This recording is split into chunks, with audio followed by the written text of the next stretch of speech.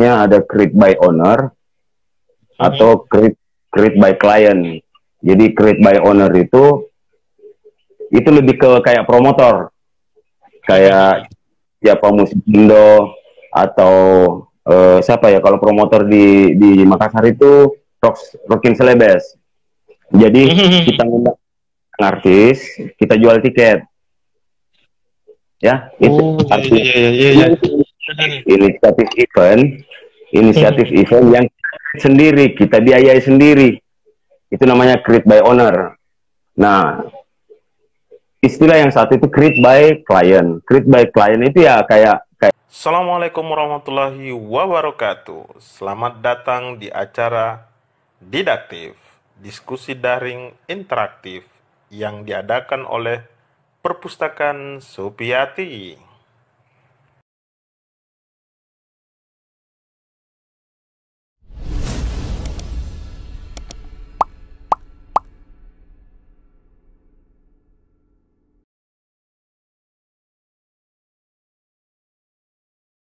Kak, Assalamualaikum Kak.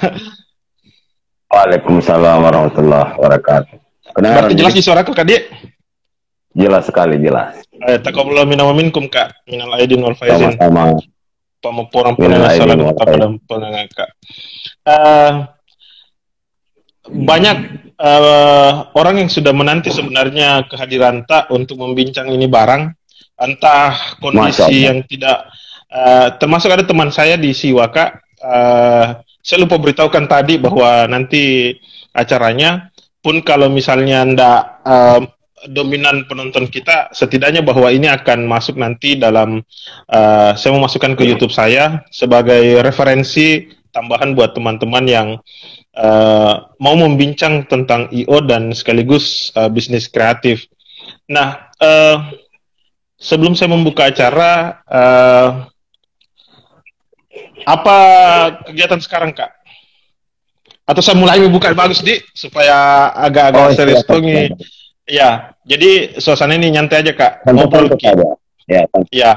Baik, Assalamualaikum warahmatullahi wabarakatuh. Salam sejahtera buat kita semuanya.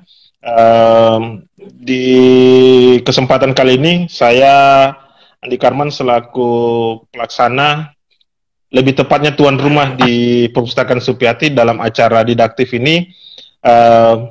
Ini sebenarnya Didaktif mestinya acaranya yang ke-19 dulu, tapi karena tertunda dan memang jadwalnya Kak Ucet hari ini, maka kita ingin melihat sisi lain, karena selama ini selalu arus wacana yang kami hadirkan. Tiba-tiba kami ingin berbicara juga pada orang-orang yang memiliki pekerjaan yang biasanya pekerjaannya itu berbicara tentang keramaian. Nah, masa pandemi ini kemudian menjadi persoalan karena tiba-tiba pekerjaan mereka kemudian untuk sejenak diberhentikan, untuk ditiadakan dulu, dan otomatis ini yang akan kita bincang lebih mendalam Kak. Jadi ini ngobrol, kalau mau ngemil Kak, nah bilang mau makan camilan, silakan, pokoknya merdeka. Tapi tidak bebas, artinya merdeka, ada tetap konvensi bersama kembali. Baik, karena ini didaktif, jadi ini ngobrol, nuansanya lebih nyantai dan ini bukan seminar. Nah, Kak,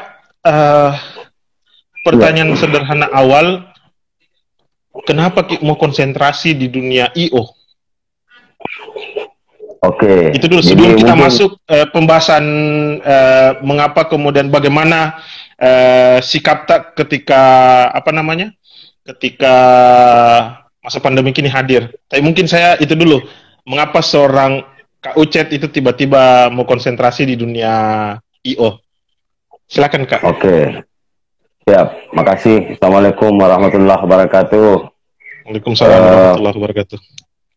Jadi mungkin saya ceritakan dulu asal mulanya ya saya terjun di bisnis ini. Iya, jadi betul. Dulu waktu kuliah di salah satu kampus swasta di Makassar. Kebetulan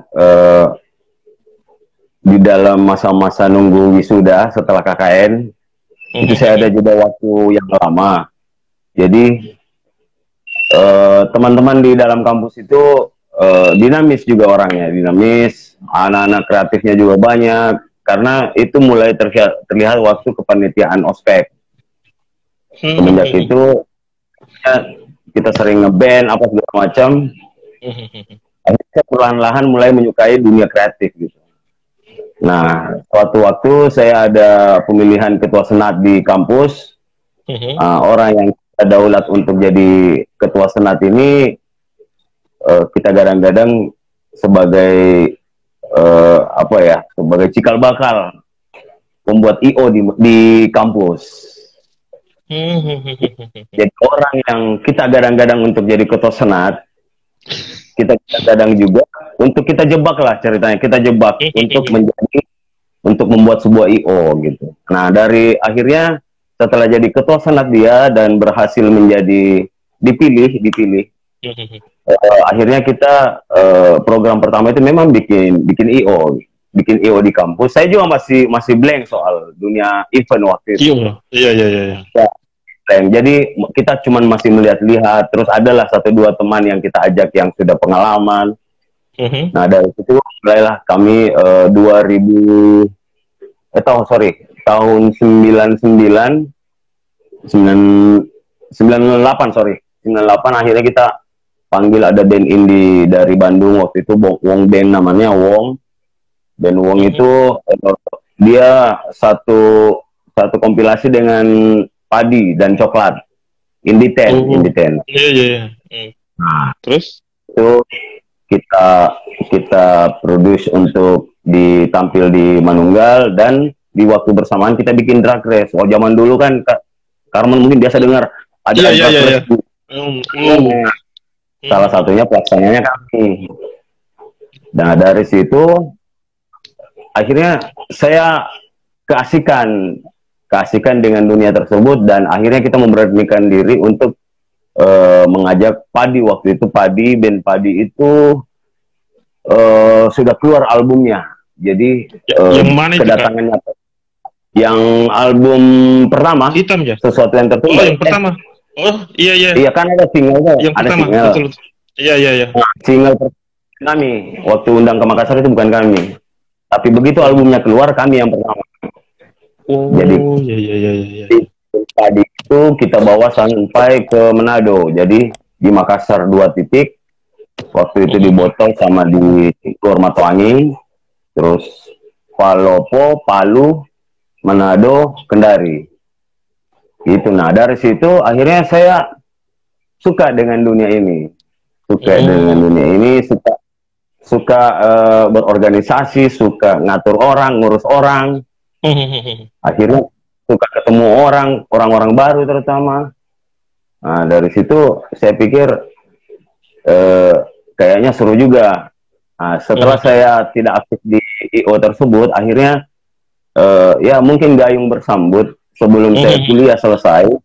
Iya. Sebelum saya selesai kuliah itu saya ketemu dengan bos saya yang merekrut saya, akhirnya Bu Era Halimkala namanya. Bu Era Halimkala yang mengajak saya untuk masuk di IO-nya dia yang profesional ya, yang sudah masuk profesional. Nah, itulah namanya 3 Pro. 3 Pro itu sudah berjalan 5 tahun lah waktu itu. Dan dia itu identik atau ikonik dengan event organizer yang semuanya perempuan tadinya.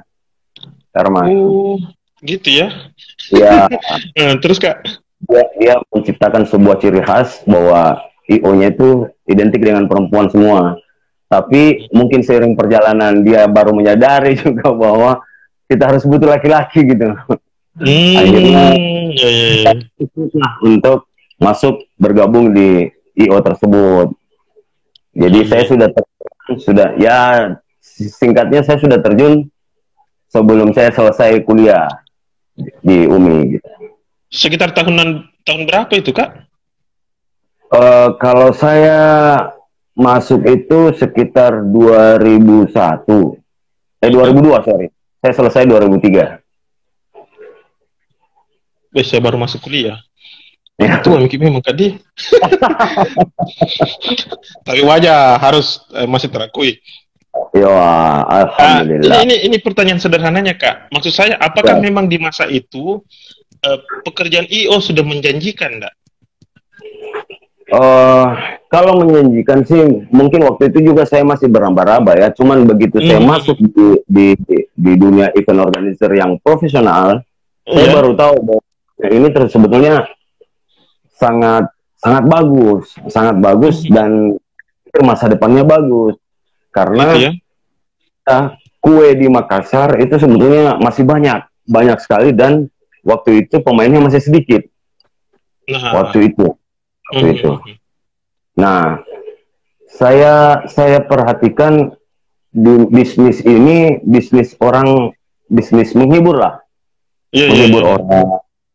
Dan saya pikir orang makin tahun memang butuh sesuatu yang sifatnya stress release lah. Dunia pekerjaan bagaimana dan dunia perpolitikan, jadi memang selalu orang butuh hiburan. Kuncinya sebetulnya di situ. Makanya selalu di tiap perusahaan selalu ada kegiatan gathering atau sifatnya untuk skala kecil saja perusahaan itu pasti ada gathering tiap tahun. Nah, peluang-peluang yang kita ambil, bahkan bukan cuma gathering sih sebetulnya, sekelas launching produk, sekelas bahkan untuk seminar atau rapat pun sekarang banyak yang pakai IO. IO ya. Jadi perusahaan kan atau kantor juga tidak mau lagi repot, mau fokus untuk pekerjaannya saja mereka, mending mereka untuk urusan acara dia pihak ketiga kan. Makanya saya melihat ini sebenarnya peluang bagus. Bisnis ini bagus. Apalagi ya. Kak, saya mencoba untuk melihat sisi lain dari IO di masa itu, karena Kak Ucet masuk di dunia profesional, IO profesional maksudnya. Mau tahu Kak, berapa gaji perdana tak? Gaji perdana anu saja Kak, sekitaran puluhan Kak, ya? Waktu profesional ya, waktu saya baru iya profesional Kak, yang profesional ini Kak. Saya tidak mau ganggu dulu yang anu. Yang waktu zaman profesional gajinya sebetulnya kecil. Gajinya kecil itu sekitar 850-an per bulan. Waktu itu ya, itu sudah 2000. Iya, 2000-an itu sekitar 850. Dan tapi itu hari waktu itu gajinya saya anggap bukan sebagai ini sih motivasi yang terlalu besar, karena bonusnya yang tinggi. Oh, pas ada event itu kayak iya. Selain gaji pokok, ada bonus per event. Nah, bonus itulah yang paling tinggi biasanya dia. Apalagi kalau kita posisinya kalau di dunia event itu ada namanya project office, semacam ketua panitianya lah. Nah, itu lebih gede lagi. Oh gitu. Ya. Job desk. Berarti nanti saya mau bahas juga Kak, mungkin di sesi kedua saja lah, tentang live itu yang kegiatan kemarin itu. Mungkin kita mau bincang juga itu. Kita sekarang mau melihat Kak. Nah, ketika gaji perdana tak misalnya sekitaran itu, artinya harus saya akui Kak bahwa tidak mungkin orang bertahan pada satu tempat. Maksudnya kadang dia harus mandiri juga untuk menghidupi, apalagi kalau sudah berkeluarga, ada anaknya dan seterusnya. Kapan Ki mulai berpikir untuk, apakah ketika sudah Ki menikah, ada istri dan anak tak, ataukah baru pikir membuat ini? Karena kita kan anunya klimaks event Kak tuh. Kalau tadi kan 3 pro ya, apa nama anunya tadi itu. Kemudian apakah di antar 3 pro menuju klimaks itu ada lagi tempat yang kita datangi Kak? Maksudnya yang memanggil tak? Yang mungkin lebih menjanjikan anunya tuh. Setidaknya itu dulu yang saya telusuri, kemudian ternyata konklusi akhir dari Kak Ucet membuat event klimaks event itu karena gini. Jadi dulu saya di 3 Pro itu sekitar 5 tahun lebih. 5 tahun lebih. Jadi memang saya saya memang termasuk loyal waktu itu, loyal karena saya memang belajar tentang bisnis ini. Jadi mungkin karena diawali dengan rasa cinta saya sama pekerjaan ini, bisnis ini, akhirnya makanya saya begitu dapat tempat yang pas untuk tempat belajar, tempat menempa mental saya. Begitu saya masuk di 3 Pro, begitu langsung ketemu dengan orang-orang besar, diskusi dengan orang besar. Inilah yang membuat saya ketagihan. Akhirnya saya terlena sampai 5 tahun. Nah, dari situ saya pikir-pikir waktu itu kebetulan saya out pas bersamaan dengan menikah, Karman. Itu maksud saya. Ya, Berarti jadi, pas ke auta, mana duluan Kak? Nikah dulu baru out atau out dulu baru nikah? bersamaan. Oh, bersamaan ya? Ya, jadi begitu saya cuti untuk menikah, saya juga izin untuk sign. Oh gitu. Iya. Karena memang waktu itu saking loyalnya saja, saya itu selama kerja di situ, itu tidak pernah minta cuti. Tidak pernah mencuti. Bahkan rata-rata event itu kan hari Minggu, Karwan. Sabtu Minggu. Jadi hampir dibilang saya jarang minta cuti. Karena saya suka dunia ini, saya suka. Nah, dari situ setelah menikah, saya bicarakan baik-baik dengan istri saya bahwa saya akan membuat perusahaan dengan beberapa teman. Akhirnya dia setuju. Kami bismillah saja. Alhamdulillah waktu itu saya berempat dengan beberapa teman joinan. Bahkan dari lain juga ada. Jadi ada 3 IO saya gabung nih. Jadi terus seiring perjalanan dari 4 orang ini bubar 2, akhirnya jadi 3. Terus lama-lama saya bikin brand lagi, bubar lagi, bikin berdua lagi. Nah, yang pas berdua ini partner saya meninggal. Nah, akhirnya saya memutuskan untuk bikin sendiri. Itulah klimaks. Artinya tidak pernah mikir masuk lagi Kak di IO profesional yang lain ya? Oh tidak. Enggak ya? Pokoknya ya cukup waktu itu saya bangun brand sama teman, namanya Apple Pie, terus habis itu bikin lagi Bravo, bahkan pernah juga ikut tender proyek-proyek tower, macam-macam lah. Akhirnya bikin sendiri. Iya. Luar biasa ternyata ini perjalanan. Klimaks sendiri Kak, kita hadirkan itu di tahun berapaan itu Kak? Klimaks itu 2000, yang jelas masuk ke 6 sekarang. Masuk ke 6. 2014. Berarti 2014 ya? Iya, 2014. Itu untuk Timta itu Kak, memang ada yang sudah paten ataukah kadang kita ambil dari luar saja, kenalan tak, misalnya pas Tompi ada event baru kita panggil Ki, ataukah ada memang orang-orang yang sudah kayak kita kemarin itu yang di 3 Pro kan ada gaji per bulan tak, kemudian ada kalau anggota tak sendiri, apakah formatnya seperti itu ataukah pas Tompi ada event baru kita panggil teman-teman misalnya kalau ada yang lagi butuh misalnya Kak. Oke. Nah dari pengalaman inilah Karman, saya beberapa poin-poin penting saya bikin formula gitu. Jadi kayak dulu mulai berempat itu saya ambil karyawan juga. Terus takar itu plus minusnya. Terus terus yang bertiga bikin formula kayak gimana juga. Dari situ kan pelajaran tuh, dari situ kita bisa ambil bahwa kalau modelnya kayak gini kayaknya cocoknya begini. Nah, akhirnya saya ambil pada kesimpulan untuk klimaks itu saya lebih banyak perdayakan freelance. Freelance. Yang tetap itu yang urus masalah pajak sama Karman tahulah siapa orangnya yang urus pajak saya, dan ya memang saya gandeng untuk ikut bergabung sama saya. Iya. Saya juga Hmm. Punya direktur Oh, direktur keuangan Langit Wisata. Nah, itu saya ajak join di perusahaan saya gitu gitu. ya. Iya. Mantap, mantap, mantap. Artinya memang kebanyakan sekarang freelance, Kak. Nah, Freelance. saya berarti 6 tahun perjalanan tak.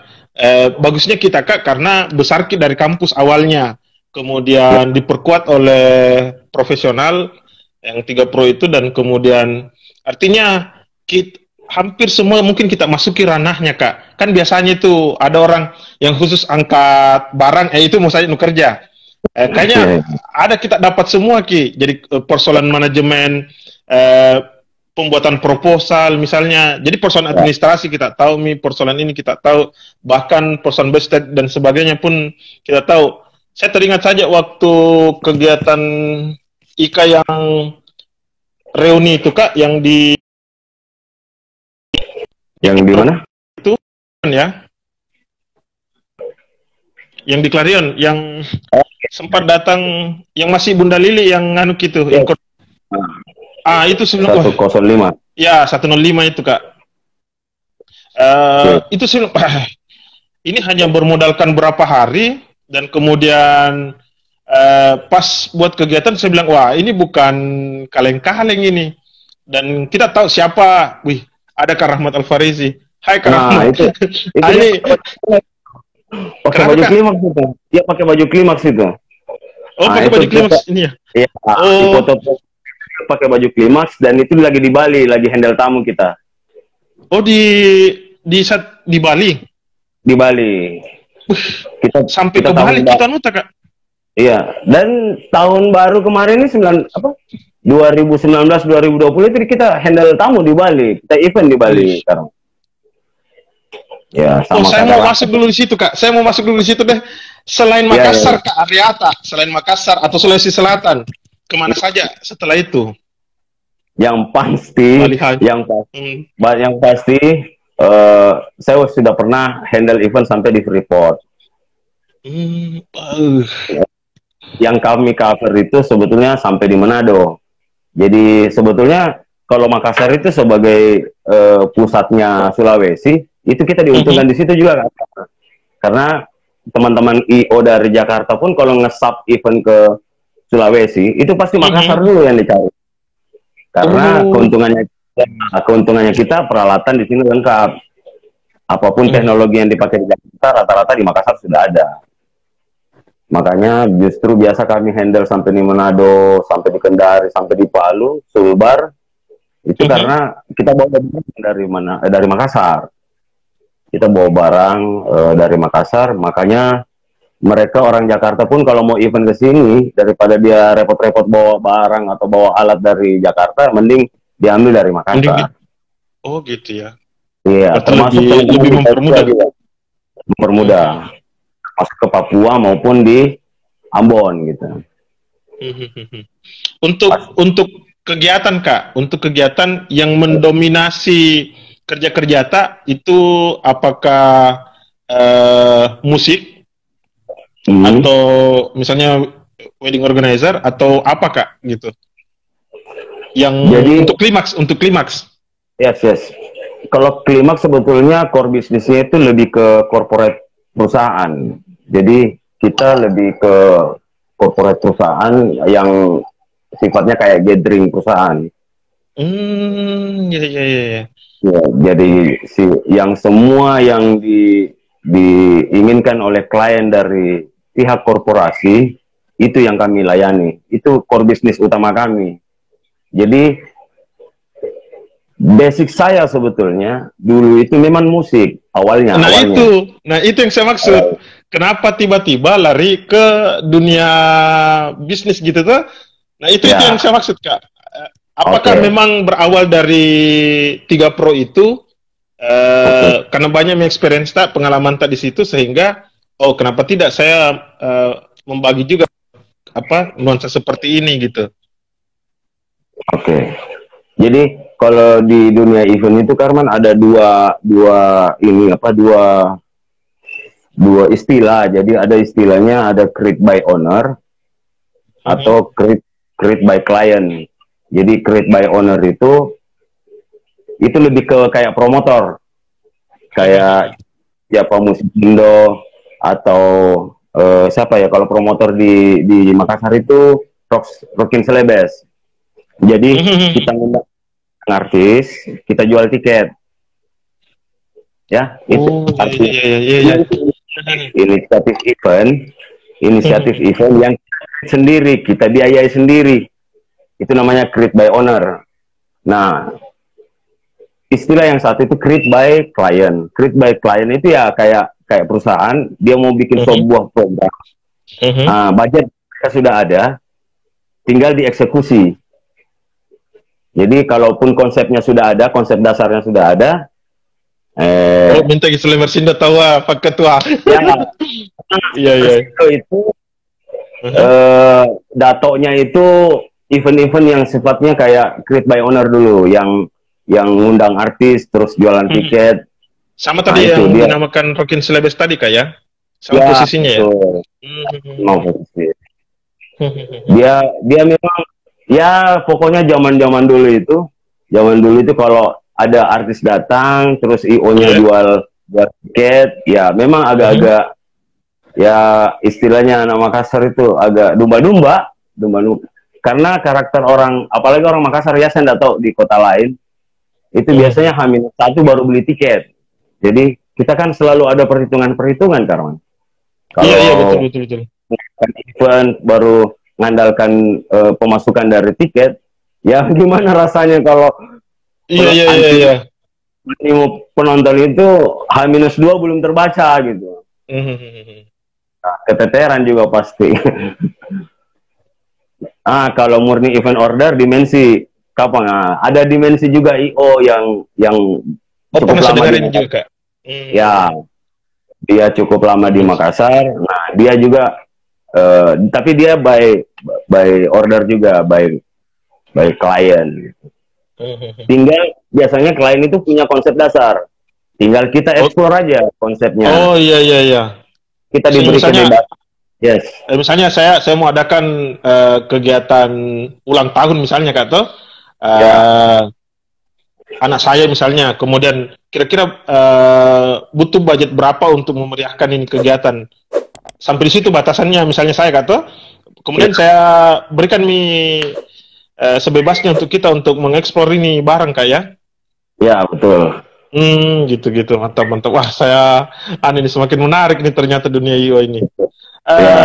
Cuma kalau misalnya Kak, kayak ada biasa, saya mungkin melihat sisi lainnya lagi tentang IO. Biasa ndak ada konflik yang kita dapat Kak. Konflik yang saya maksudkan adalah ada saja yang kemudian tiba-tiba ingin membubarkan ataukah ada yang kemudian tiba-tiba mundur dari kegiatan itu, istilahnya setengah jalan bikin masa tiba-tiba mau keluar kayak gitu Kak. Biasa pernah kita dapat kondisi seperti itu atau alhamdulillah lancar saja gitu?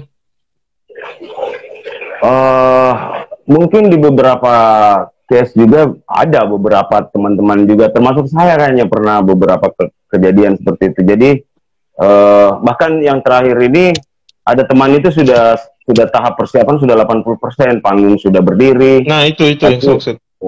Itu akhirnya ada putusan dari umpama dari HO-nya atau head office atau dari kantor pusat lah, bahwa acara dibatalkan.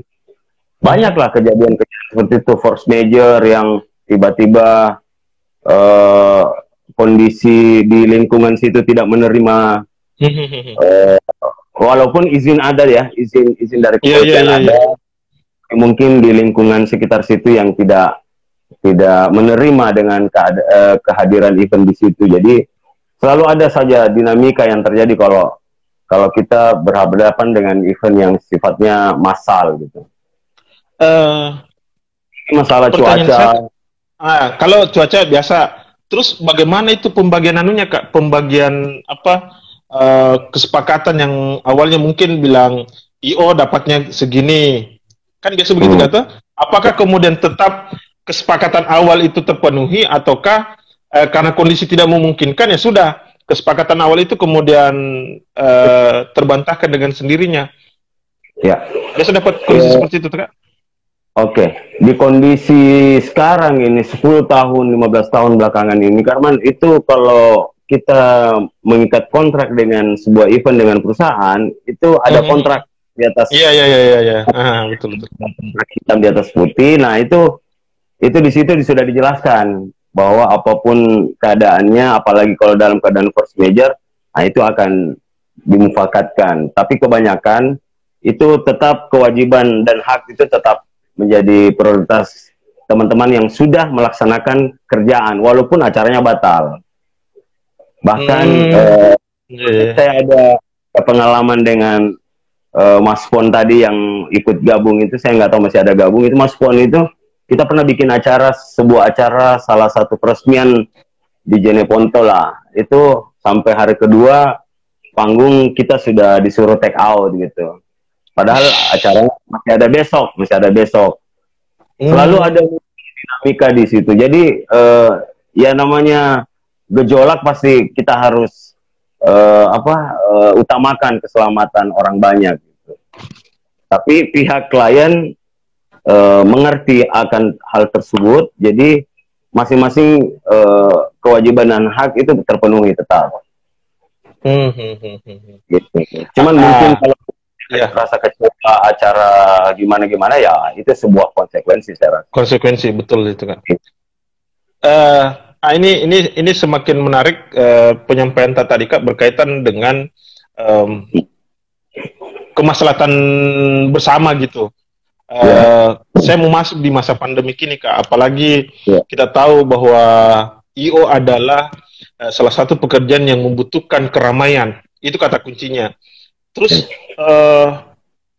untuk tanda petik bertahan gitu Kak. Bagaimana geliatnya teman-teman IO, apalagi mungkin punya pengalaman ataukah pernah bercerita dengan sesama teman-teman IO ada bentuk kreativitas misalnya ataukah ada bentuk kegiatan yang itu produktif atau kreatif dalam menghasilkan tambahan gitu ya. Ataukah mau tidak mau karena tinggal di rumah uang tabungan mau tidak mau terpaksa harus kita kocek dan seterusnya. Kira-kira bagaimana itu Kak? oke. Okay.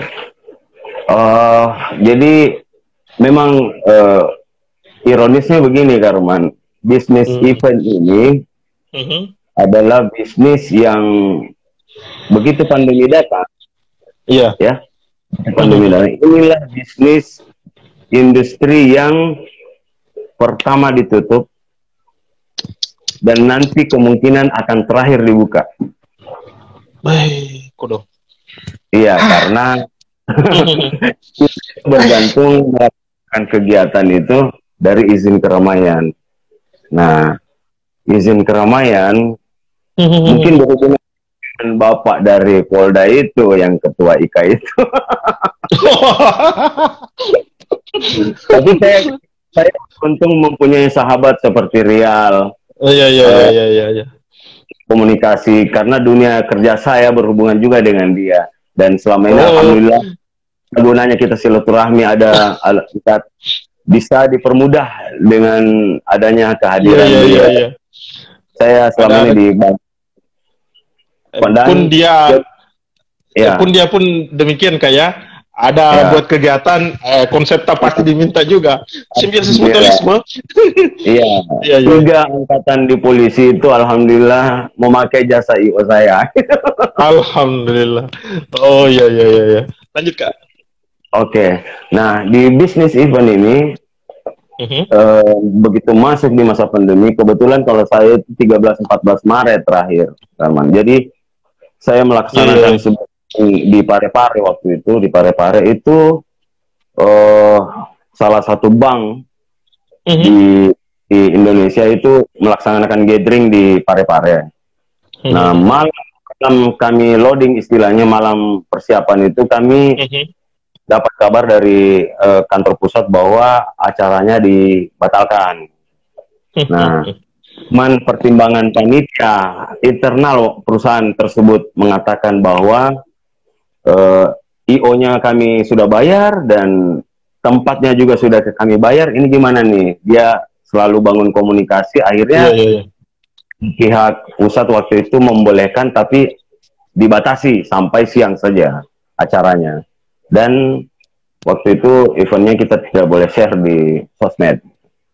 Oh, iya iya iya. Itu salah kasus baru 4 orang di sosmed, termasuk yang ada dari Sidrap yang klaster umroh kalau nggak salah. Iya iya iya. Itu 1 orang, nah itu. Nah akhirnya kami praktis waktu itu sudah stop event, tidak ada sama sekali event sampai saat ini, sampai saat ini. Nah, berangkat dari hal tersebut, rata-rata teman-teman IO di Makassar, vendor, WO, dan beberapa talent itu termasuk MC, stand up comedy, semua penyanyi-penyanyi, pemain band itu akhirnya membuat sebuah gerakan yang dari tadinya itu sebuah komunitas live itu sudah berjalan 3-4 tahun lah, tapi masih statusnya sebagai komunitas biasa aja gitu, komunitas penggiat event aja. Nah akhirnya berangkat dari pandemi ini ya ada hikmahnya juga karena kita juga nggak ngapa-ngapain ya, beberapa teman juga akhirnya semacam ya grup komunitas tadinya itu akhirnya berubah jadi grup bazar, grup jualan gitu, jual makanan. Iya. Ya akhirnya jadi berkembang lah ke kreativitas mereka gitu. Nah akhirnya kita mengambil keputusan untuk meningkatkan atau menaikkan kelas lah komunitas tersebut menjadi sebuah asosiasi. Jadi live itu artinya lintas event. Iya. Oh, sekarang itu berubah menjadi asosiasi perkumpulan lintas event Celebes. Nanti itu kita bahas itu Kak. Saya mau di sesi kedua. Siap. Artinya memang kondisi atau situasi yang kita hadapi sekarang di masa pandemi ini, termasuk saya kemarin ada beberapa artis yang sempat saya ikuti vlognya itu, bahkan yang dilakukan sesi tanya jawab itu ada yang bilang nanti ada yang berkegiatan di bulan 12 itu pun masih sanksi. Bahkan katanya saya bisa membayangkan bagaimana sebuah acara band misalnya tiba-tiba bentuk konsernya itu berubah posisi penonton. Dia harus berjarak lah, kemudian harus dan seterusnya. Tapi kira-kira prediksi tak sebagai orang yang mungkin sudah dapat semacam informasi kira-kira kapan kemudian mulai terbuka secara umum posisi ini normal sudah selesai misalnya, dan kemudian teman-teman berpikir bahwa sudah banyak kok yang melakukan ini, bahkan masjid sudah terbuka, sekolah kemudian mulai ini, kecuali sekolah ini kemudian menjadi keributan kemarin, tapi kita tidak singgung itu. Tapi saya lebih membahasnya Kak pada persoalan prediksi atau wacana yang mungkin ada wacana yang kita dengar bahwa kemungkinan besar kayak konser dan sebagainya itu sudah bisa dibuka pada bulan berapa, atau mungkinkah harus kita masuk di 2021 dan seterusnya Kak? Oke. Jadi untuk kondisi pandemi ini 1-2 bulan ini sebetulnya dari pemerintah sebetulnya sudah memberi sinyal bahwa sebenarnya kita sudah bisa event, tapi eventnya ini event tertentu gitu loh, bukan event ini banyak Karman. Jadi ada event konser, ada event banyak. Jadi kalau event yang sifatnya kayak mengumpulkan massa memang agak PR, dan itu memang tingkat level untuk permintaan izinnya makin tinggi. Contoh. Kalau sifatnya kayak mengumpulkan massa seperti konser ataukah event-event jenis lain yang mengumpulkan lebih dari mungkin 500 orang, itu levelnya mungkin harus bertemu dengan ketua gugus COVID. Ini levelnya provinsi. Itu harus ada persetujuan, bukan cuma dari polisi, bukan cuma dari polisi, bukan cuma dari wali kota, tapi harus duduk bersama ketua gugus COVID Sulsel. Ketua gugus COVID Sulsel saat ini ya Pak Gubernur. Gitu. Jadi berembuk bersama, menetapkan protokol COVID-nya kayak gimana, dan apakah diterapkan atau tidak, bentuk pendampingannya kayak gimana, bentuk pengawasannya kayak gimana, terus kalau ada errornya gimana. Nah, itu semua harus duduk bersama dengan tim gugus COVID. Intinya sih seperti itu. Nah, kalau untuk beberapa event tertentu seperti activation yang kayak di mall, itu masih bisa running. Tapi semua tetap menerapkan standar COVID. Ada lagi satu event yang bahkan mungkin paling terakhir, Karman, setelah konser. Apa itu, Kak? Atau dia bersamaan dengan konser. Ada namanya event outbound. Oh, iya, termasuk kemarin kita itu kegiatan yang di Malino kan? Yes. Event outbound itu kebetulan saya juga pegang satu perusahaan yang core bisnisnya outbound. Nah, outbound itu baru dapat feel-nya kalau kita itu ada interaksi. Sedangkan kalau kita tidak interaksi ya bukan outbound namanya. Bukan outbound, betul. Ya ada salam dari Kak ini, Ustadz Muhammad Nur Jabir. Halo Cika. Kayak untuk kita juga. Siap. Ustadz Direktur iya Sekolah Nasional beliau ini. Jadi dia selalu Karman, teman dia yang selalu podcast, selalu live IG-nya biasa. Alvin Adam gitu. Oh gitu ya. Saya nanti akan mengejar beliau Kak. Kapan ada waktunya? Karena kita mau berbicara juga aspek nuansa tasawufnya, ya sufi. Apalagi kalau pembahasan Rumi, beliau itu paling terkenal itu. Saya kembali Kak pada persoalan di masa pandemik ini, apalagi kita tahu bahwa banyak sekarang IO yang pernah dengar Kak ada yang kemudian tiba-tiba bangkrut misalnya, ataukah setidaknya bahwa sebenarnya kehadiran COVID ini itu menjadi ujian tersendiri bagi menjadi ujian tersendiri bagi IO gitu kan. Ada tadi gambaran tak bahwa ada yang buat kayak ada tadi yang komunitas yang dibuat dan kemudian walaupun nanti inilah yang kemudian menjadi cikal bakal hadirnya yang dinamakan live itu. Selain persoalan makanan misalnya Kak, ada ndak bentuk lain gitu ya? Setidaknya nuansa IO-nya itu ndak hilang gitu Kak.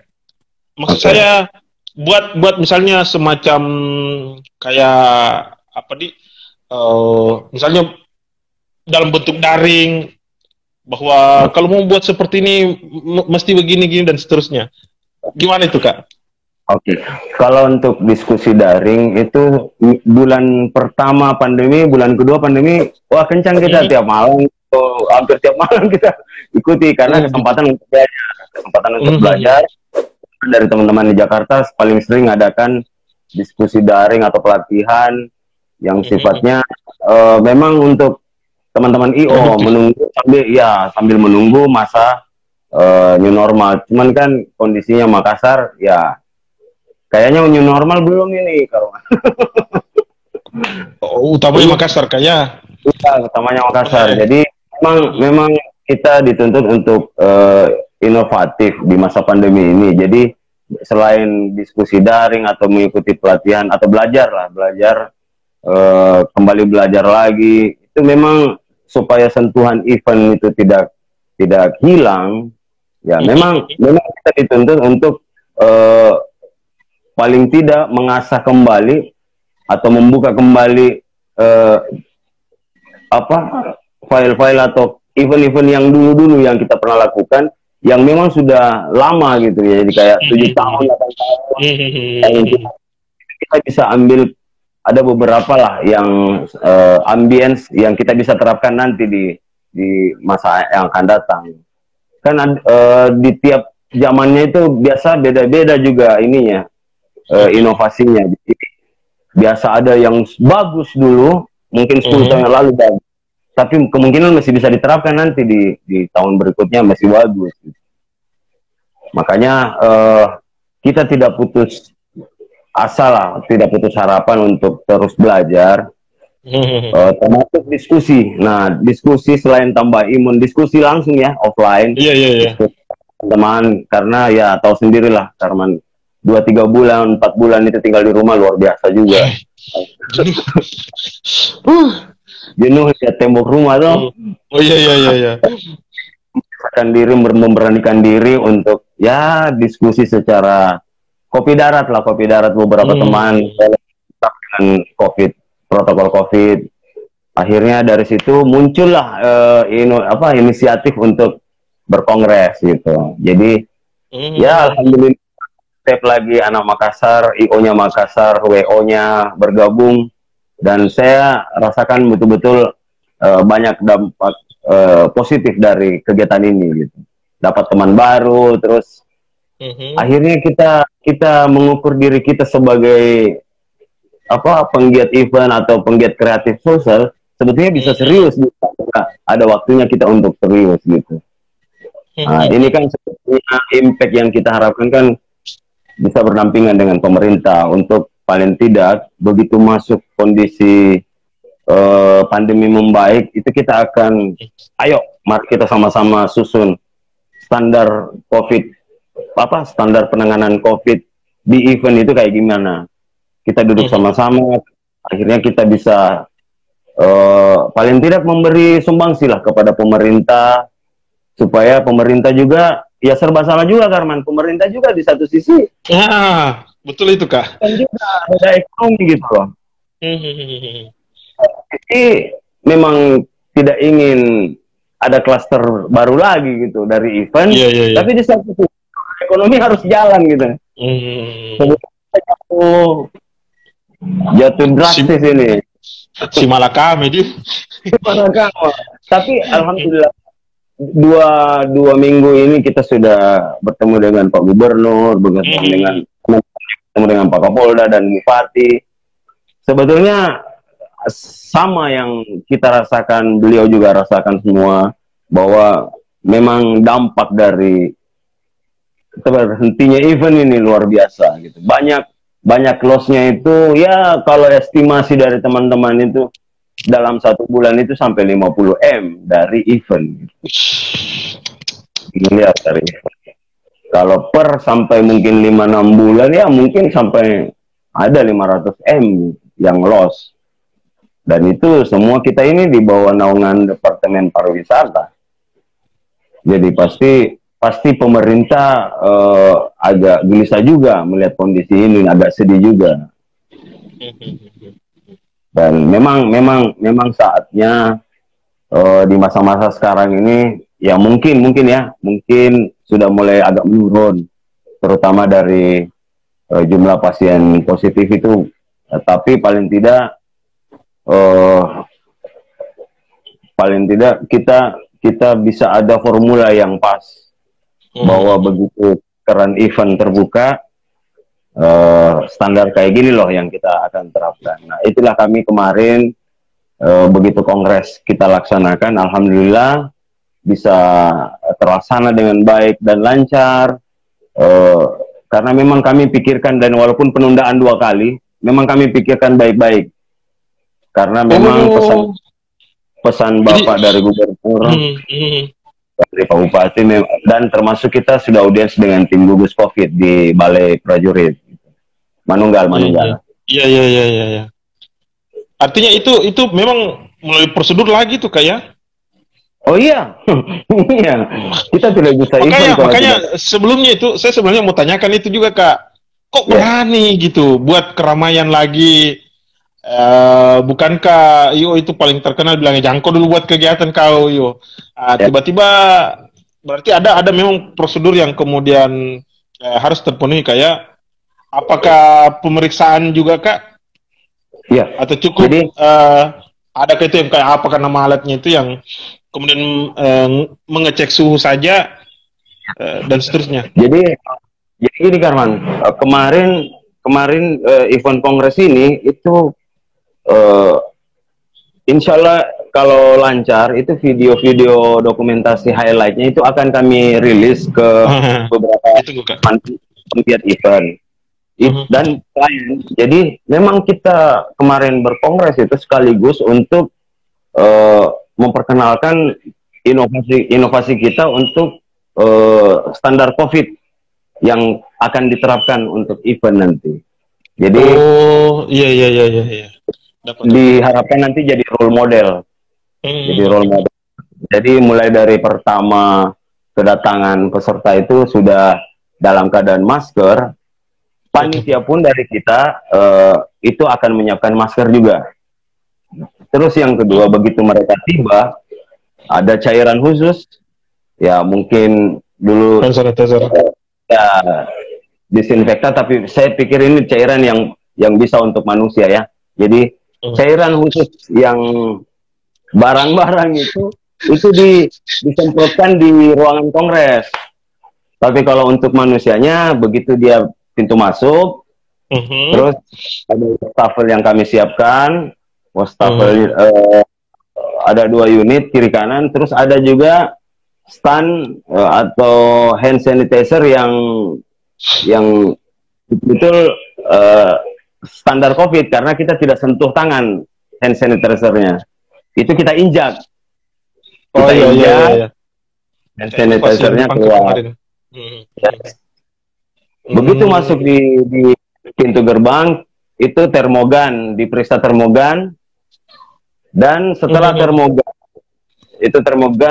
setelah kita dicek suhu sama termogan, itu dilanjutkan dengan pemeriksaan suhu dengan termovisual. Jadi termovisual itu semacam TV, Karman, TV kecil, ada macam LED, itu akan membaca kalau kita tidak pakai masker, dan yang kedua dia akan membaca secara sensitif suhu badan.